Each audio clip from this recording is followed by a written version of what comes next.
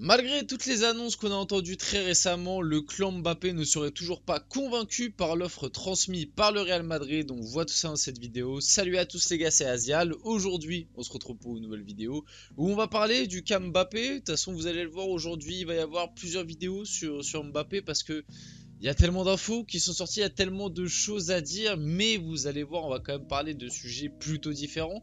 Aujourd'hui, là, dans cette vidéo, on va aborder le cas Mbappé et surtout les négociations avec le Real Madrid. Parce que oui, certes, à l'heure actuelle, il n'y a toujours pas d'accord signé entre Mbappé et le Real Madrid, malgré l'annonce de celui-ci de quitter le Paris Saint-Germain libre. On va le voir que du côté de son clan, pour le moment, on est plutôt déçu de l'offre transmise par le Real qui est inférieure à celle qui avait été transmise en 2022.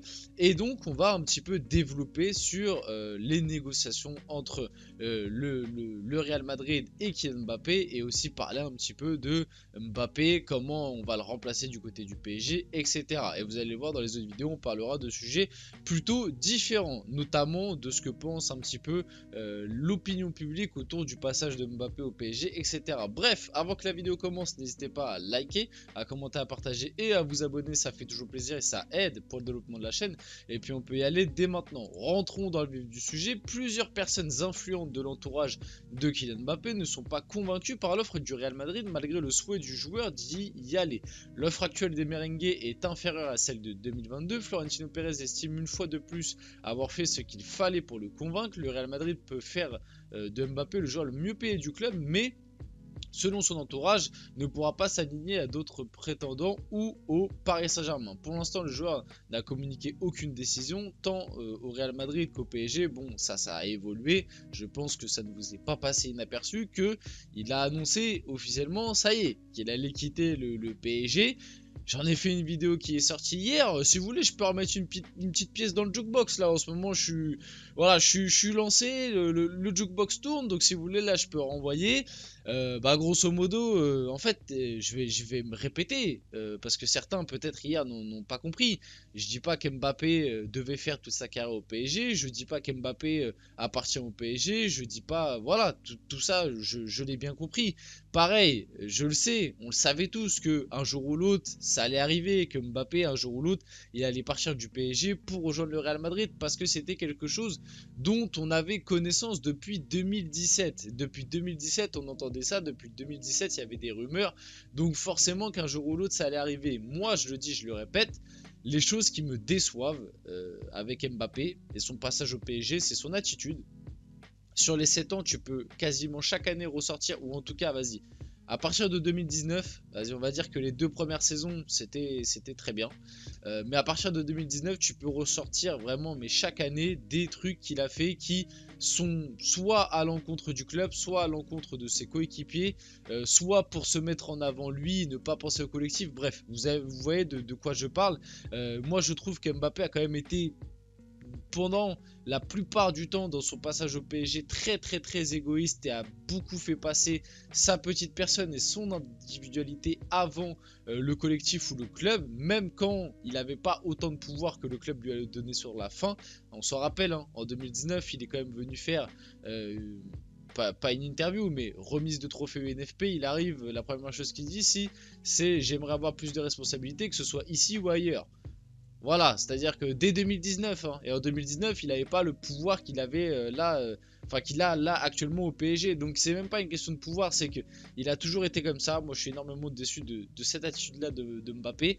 Et en plus de ça, l'autre chose qui me déçoit énormément et que moi je prends comme une mini trahison honnêtement, c'est pour ça que j'avais titré ça hier dans ma vidéo, c'est le fait de partir libre.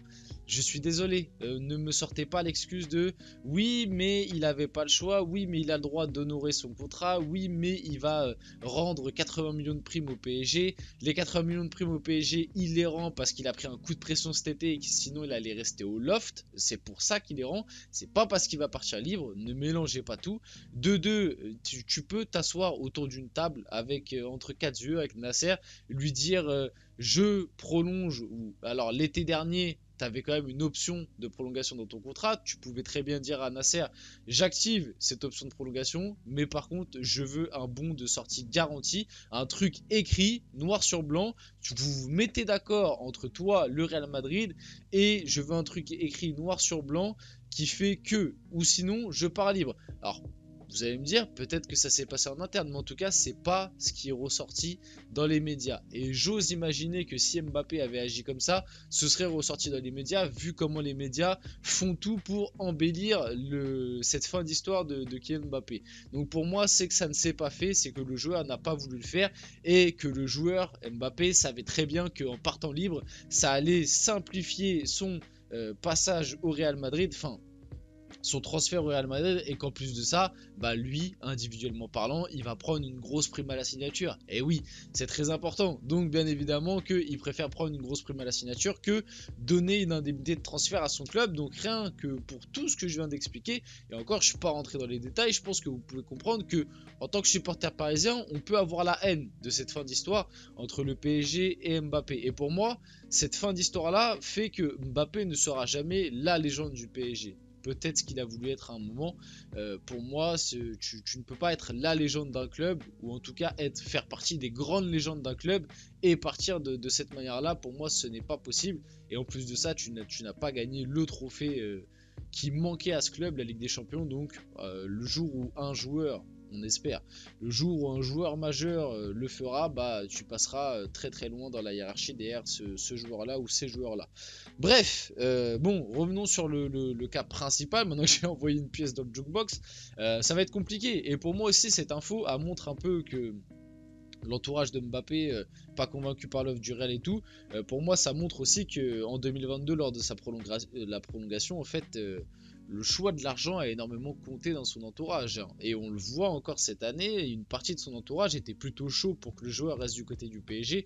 Pourquoi? Parce que du côté du PSG, il y avait un gros salaire, donc Mbappé, voilà, t'as un entourage de pince, t'es peut-être toi aussi une pince, enfin... Voilà, tu penses un peu à l'argent, on va dire, gentiment, tu ne l'as pas volé, hein, rien à dire, tu ne l'as pas volé et tout, mais voilà, peut-être t'entourer un peu mieux aussi, si tu veux faciliter ta grande carrière que tu veux mener avec ton storytelling. Le Real Madrid, voulant recruter Kylian Mbappé, se heurte à Faiz El Amari qui se veut intransigeante dans les négociations. Bon, de toute façon, on connaît le personnage, je pense qu'on a tous vu son interview là où elle a dit, elle a quand même menacé, c'est un grand mot, non là j'abuse un peu avec les mots, mais elle a quand même mis un petit coup de pression à son fils et elle lui a dit, bon c'est soit tu me verses 30% de tes revenus, soit moi je me barre aux Maldives.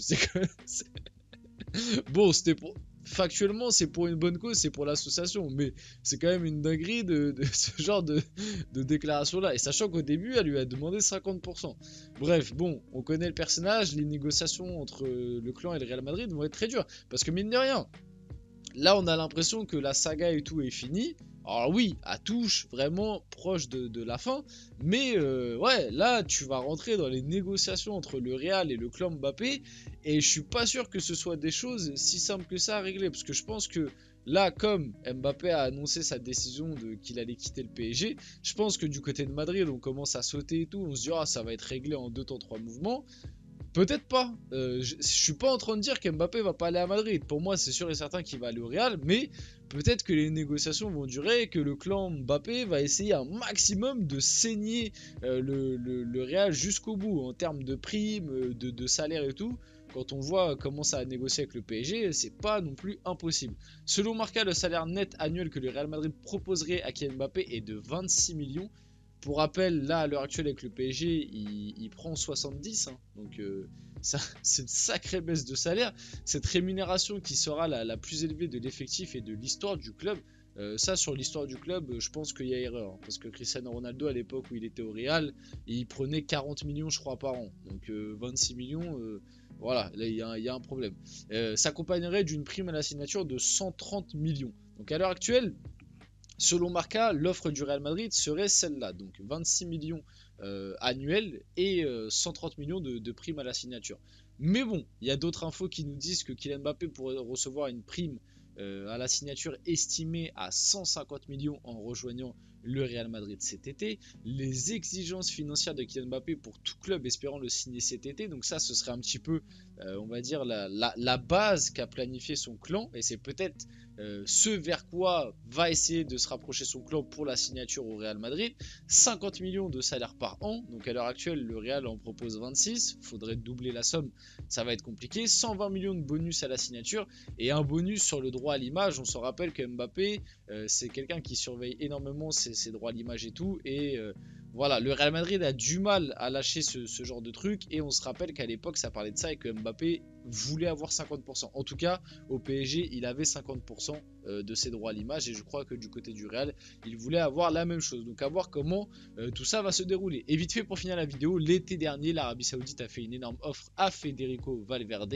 Le Bayern était également intéressé, mais le joueur n'a jamais envisagé un départ. Son rêve a toujours été de devenir capitaine du Real Madrid. Voilà, fait décidément que des bonnes nouvelles du côté du Real.